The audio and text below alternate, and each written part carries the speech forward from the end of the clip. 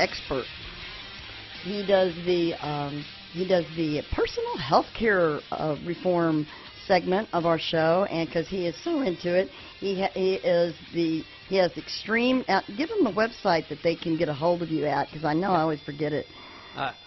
Actually, there's a few. For the two clubs I'm at, there's Willow Bend Fitness Club, and there's also the studio, which is the studioextremetraining.com. Both those are in Dallas. I also have my blog page, which I utilize kind of as my and website. Your fan page on Facebook is? Yeah. For Facebook, you can get me on Facebook at Clint Fuquay, or there's Personal Healthcare Reform on Facebook, and then I have my blog page, which is Personal Healthcare Reform -CBFit, and I now have Twitter. Twitter will be coming this week. Very good. And the Twitter is just CBFit. So Okay. CBFIT. Yeah, okay. Well, I wanted to say that because we get to talking and then we get to the end, and sometimes we don't get that in, so I wanted to welcome you back to the show. And I can't see you real well with the thing here. I want to put you just a little bit because you're such a handsome guy. Yeah, that better? Can you see me out there? Hi. Yeah, now that's a little bit better. That's a little bit better. And so I'm going to turn this over to you, Clint Fuquay, with our personal trainer, healthcare, personal reform, healthcare. All right. Healthcare reform. Yeah, episode number 2, personal healthcare reform talk show, talking about what to do to keep yourself healthy for the rest of your life, and save you lots and lots and lots and lots of money in the process. Save you millions. Would you like to save millions over the course of a lifetime? Would you like to save all of us trillions over the course of a lifetime? I think we all would. So, and live happy and healthy for the rest of your life. You'll be skiing down slopes when you're 100 years old. Quality of life that's the key. Yep. Yeah, it's not how long, it's how much quality there is in those years. Okay, starting off, we're going to talk about the news. What's in the news right now? Dallas Morning News. The guide on Tuesdays is always the health section. They're talking about handling the heat because it is Dallas. It is, I think, 103 today? Yes. And it's warm out. Yeah, we're always in the hundreds. It's Dallas. That's why everybody's going blonde here. I prefer redheads. Sorry, blondes. I think, guys, I wonder if that, and I'm not going to hijack your show, but you know what? As long as they're pretty nice, it just, get your attraction, but you always, it's always in the heart. It's the person. So. Yeah, red hair, blue eyes. I melt. Sorry. That's my elixir right there. Then you must have liked me until last. So So, yeah, the main article in here was handling the heat, basically getting acclimated to the heat, so everybody that goes out, rides bikes, runs, stuff like that, how to actually handle doing that. Basically, you start off with a little slower pace than what you normally do during the spring and the fall. Try and do it in the mornings, but if you're going to do it in the afternoons, make sure you're hydrated, take some water with you. I actually recommend having get you some water, make sure it's filtered. Take some sea salt, put it in there. This way you're getting trace minerals along with the sodium and everything that you need for your body. That way you stay hydrated. It hydrates you much more efficiently, and you're not sweating everything out the entire time. Plus it's going to replenish all the electrolytes that are going out of your system, which a lot of that goes out whenever you're sweating here in Dallas because, heat, humidity, it'll take it out of you just like that. Yeah. Definitely. I found the best way for this summer so far is just to not run. Just to stay out of the heat. That's the best way to... Yeah, that's about it. Stay out of the heat. Stay indoors as much as you can.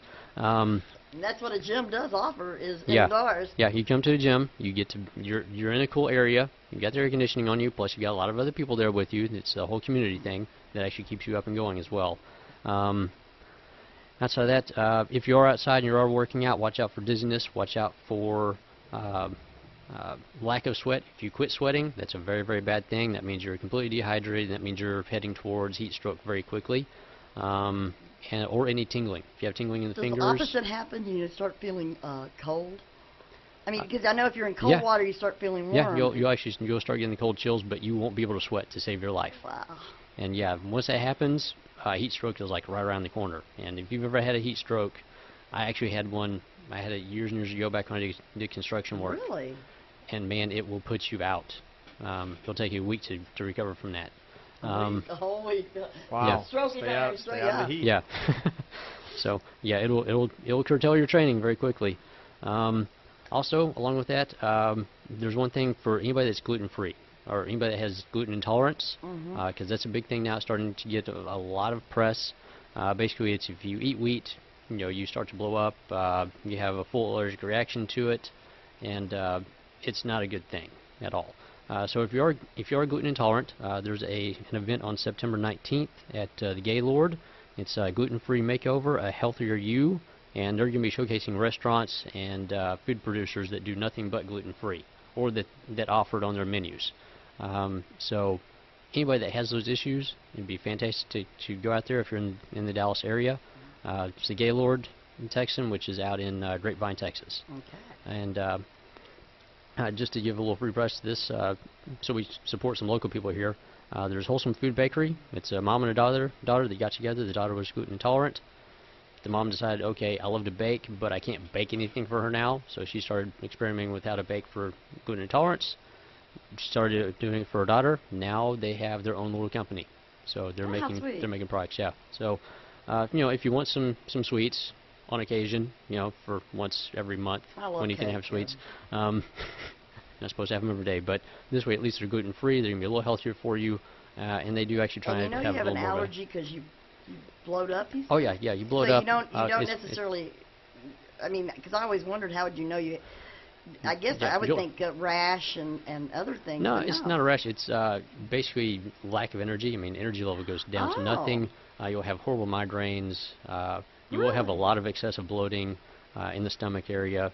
I mean, it's just, if you've ever had, not really food poisoning, but if you've ever just eaten something that just didn't agree with you, that's what it feels like whenever you have gluten intolerance. Or if somebody has this lactose intolerance. You drink milk, and everything else, that's what happens there. Okay, because I didn't know that how to know if I had a food allergy, and so that's something to watch for. And if you had that happen, how would someone know? Would they get tested for that? Yeah, basically you'll get tested for celiac disease.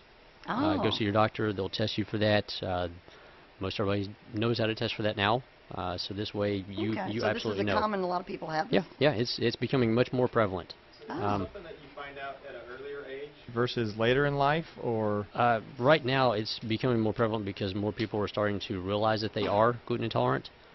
So maybe you got 20 pounds that you just can't lose for some reason, and you don't know why. And that's why I'm gluten intolerant. Yeah. And then you take the bread products out, and your energy level goes through the roof, and you feel fantastic. And then the next time you eat a piece of bread, you feel absolutely horrendous. So you can kind of test yourself. Yeah, you possibly have celiac disease. You go see your doctor, say, I think I may have this. They test you out, and if you do, okay, well, there goes bread out of your diet. But I bet you that makes it easier to diet when you take bread out. Yeah, to some degree. I mean, you can still have fruits and everything else. Because that's a big calorie eater. Yeah. The only problem is everywhere you go, bread is everywhere. Yeah. I mean, it's the most prominent thing out there, period, outside of corn and, corn and soy. So you can eat like matzah. Is it kind of like the